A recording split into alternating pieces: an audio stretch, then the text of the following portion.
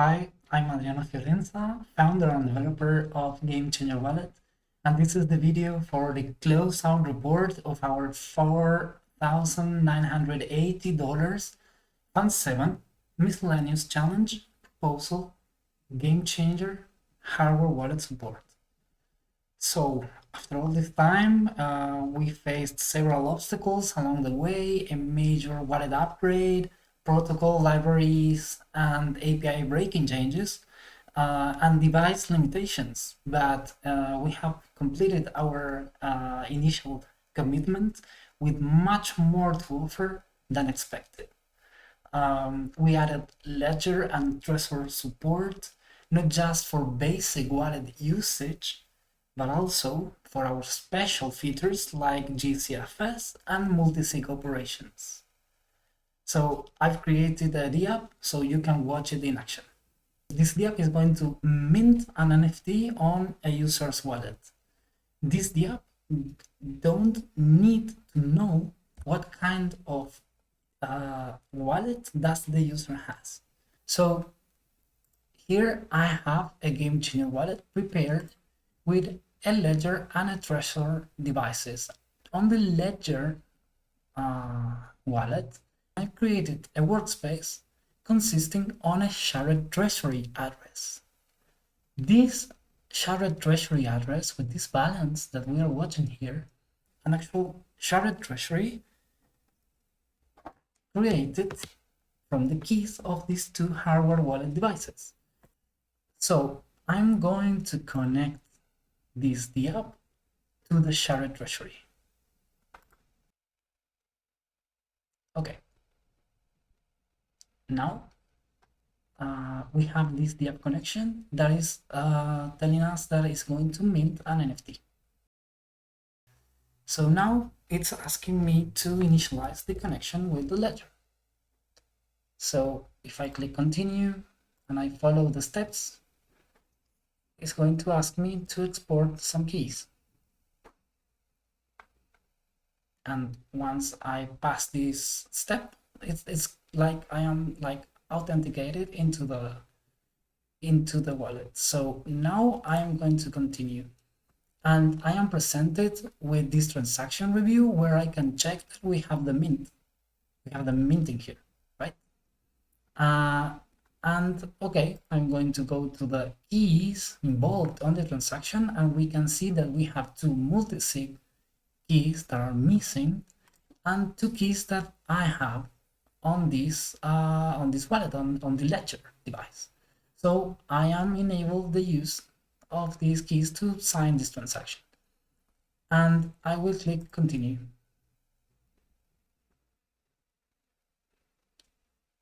And if you check on the device, it's asking me to review the transaction that is presented as a Bluetooth transaction because of the complexity of the transaction. The device understands that it's kind of like a Bluetooth transaction.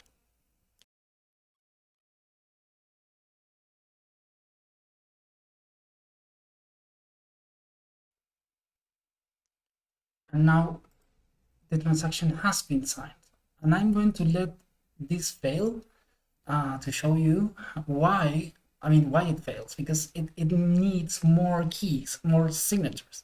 So yes, now what I'm going to do is I am going to use the multisig features of the wallet to let the Trezor device add the missing feature, the missing signatures. So I am going here to the multisig section of the transaction review, and I click on this link. Okay. Now I am still on the ledger, but I will change now to Trezor. And I will continue here. I'm going to initialize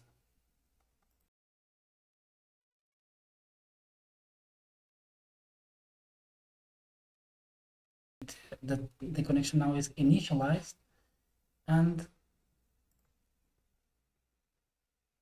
we can see that it's the same transaction, and we can check that this transaction carries already two signatures from the Ledger device, but we need to add these two other signatures that come from our main wallet, from this Trezor device.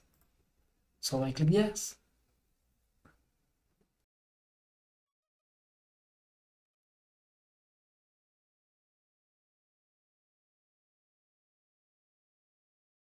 So now the transaction has been signed. And if I go to the transaction here, and I go to manage here to submit the transaction. Okay, and so you can see spending, so it's validated already. We just need to the backend to index the transaction. You can see here the mint.